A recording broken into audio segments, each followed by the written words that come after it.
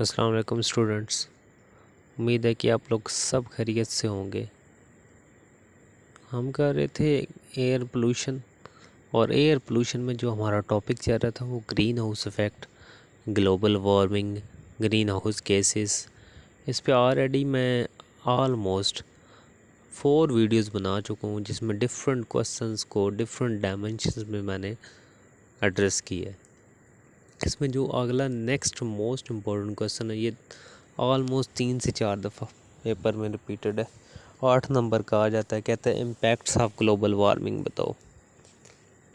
तो many impacts हैं global warming के कि क्या इम्पैक्ट क्रिएट कर रहे हैं। सबसे पहला तो क्लाइमेट चेंज। अब देखो, increase in the level of green house gases causes global warming have affected the climate or globe। किस तरह अफेक्ट करता है? This affect will increase in the future. ये जो किस तरह अफेक्ट करता है, जितनी हमारी ग्रीन हाउस गैसेस बढ़ती जाती हैं इतना हमारा क्या बढ़ता है, ग्लोब का टेम्परेचर बढ़ता है, एटमॉस्फेयर का। वो देखो टेम्परेचर बढ़ाएगा तो ये जो अफेक्ट है ये क्रिएट होगा ग्लोबल वार्मिंग का। अब ये जो अफेक्ट है ये फ्यूचर में कम नहीं होगा बल्कि बढ़ेगा, क्योंकि जैसे जैसे हमारी देखो पॉपुलेशन बढ़ रही है, बाकी हमारी कि हम क्या कर रहे हैं, लैंड के पौधे लगा रहे हैं। कहाँ पे लगा रहे हैं? कोई नहीं लगा रहे, बहुत कम पौधे लगा रहे हैं। पौधे हमें लगाने चाहिए जिससे हमारे पास ये इफेक्ट क्या हो, क्रिएट। अब कुछ ऐसी वेदर्स प्रोड्यूस होगी ना, सॉरी, अगले कुछ अर्से में देखने को मिलेंगी कि देखो सर्दी है तो इतनी सर्दी है, गर्मी है तो इतनी गर्मी है, ठीक है। बारिशें होती हैं, एक तो होती नहीं है, जब होती हैं तो सैलाब ही सैलाब। इस तरह का क्लाइमेट चेंज हो जाएगा, ठीक है। The potential future effect of global climate change include frequent wild fire, long period of drought and some region and increase in the number of duration and intensity of storm। अब जो तूफ़ान आएंगे उनकी intensity और उनकी जो duration होगा वो ज़्यादा होगा। अब ग्लोबल वार्मिंग से हमारी जो वेदर हो जाएगी वो क्या होगी, मोर इंटेंस एंड सर्व होगी वेदर और एक्सपेक्टेड इन द फ्यूचर। यानी कि देखो बहुत ज़्यादा ना गर्मी भी बहुत ज़्यादा होगी, सर्दी बहुत ज़्यादा अनएक्सपेक्टेड किस्म की वेदर प्रोड्यूस होगी इस वजह से, ग्लोबल वार्मिंग की वजह से। अब जो नेक्स्ट इफ़ेक्ट है ना ग्लोबल वार्मिंग का, वो ड्राफ्ट है, खुश्क साली।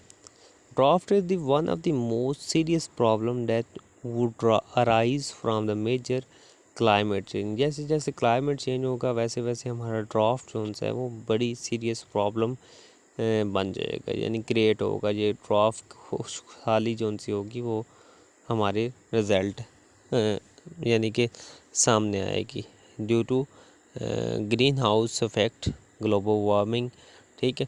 वाटर शॉर्टेज जो सी है, water shortage is not only due to the decrease rainfall but also जो हमारी एवेपोरेशन हो रही है उसको भी, उसकी वजह से भी हमारी जो वाटर शॉर्टेज है वो इंक्रीज़ होगी, ठीक है। अब reduce water available for agriculture, municipal and industrial source, वो हमारी खुशहाली ही क्या करेगी, प्रोड्यूस करेगी। अब स्टॉर्म है, the frequent and severity of storm often accomplish by high level of precipitation, warming accelerated zone सा होगा, वो हमारा हाइड्रोलॉजिकल साइकिल क्या हो जाएगा, एक्सेलरेट हो जाएगा। अब जो इंक्रीज़ हो जाएगा हमारा rate of evaporation and rate of precipitation now due to the house green house warming, it is predicted that more precipitation event occur such as thunderstorm and rather than through gentle rainfall then come over a longer period. यानी हमारी जो rain होगी वो gentle rainfall नहीं होगी बल्कि thunderstorm होगा। अब चेंज इन क्रॉप सीजन, जो हमारा जो ग्लोबल वार्मिंग है ये हमारे क्रॉप के सीज़न को भी क्या कर देगा, चेंज कर देगा। The slightly change in temperature can affect the world food production, हमारी फूड की प्रोडक्शन भी क्या होगी, अफेक्ट होगी। Affect on agriculture, growing zone will shift to latitude and dislocating farm waters, जो वाटर की कमी होगी ना वो क्या करेगी, अफेक्ट करेगी या हमारी क्रॉप की यील्ड को। इस तरह variety of problem due to global warming, an example is the effect of global warming on plants and animal, pesticide, weeds, diseases and ruminant. Many of these would certainly twice much better under the warmer condition। अब जितनी जितनी हमारी global warming बढ़ती जाएगी, हमारे इसी तरह agriculture पे भी हमारे इसके क्या आएंगे, अफेक्ट आएंगे। अब जो हमारा ग्लोबल वार्मिंग जब बढ़ेगा, टेम्परेचर बढ़ेगा, तो सी लेवल भी क्या होगा, इंक्रीज़ होगा, क्योंकि हमारे जो पोलर आइस कैप हैं, ग्लेशियर्स हैं, वो क्या होंगे, वो पिघलेंगे। इसी तरह हमारा सी लेवल भी क्या हो जाएगा, इंक्रीज़ हो जाएगा। और जो हमारा फ्लड है, फ्लड भी इससे आएंगे। जो हमारे सैलाब हैं, अगर सी लेवल इंक्रीज़ होता है तो ग्लेशियर पिघलते हैं, तो हमारा जो फ्लड है वो भी आएगा, फ्लड रिस्क भी काज होंगे। अब shifting climate zone will lead to this, इससे हमारा जो इकोसिस्टम है वो भी क्या होगा, ग्लोबल वार्मिंग से क्या होगा, डिस्टर्ब होगा। अब dislocating floods, drought and heat wave will all impact human health। अब इससे हमारी हेल्थ भी क्या होगी, अफेक्ट होगी। Warming temperature and more water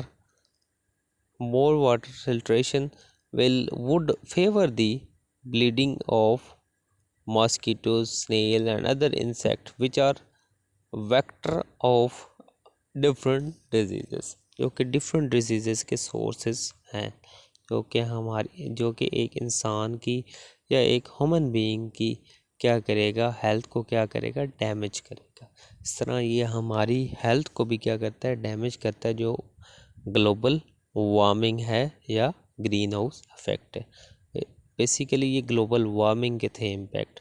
global warming भी ग्रीन हाउस इफेक्ट ही है, यानी उससे ही जनरेट हो रहा है ना इफेक्ट, ग्लोबल वार्मिंग वाला। तो ये दोनों इंटरलिंक थे।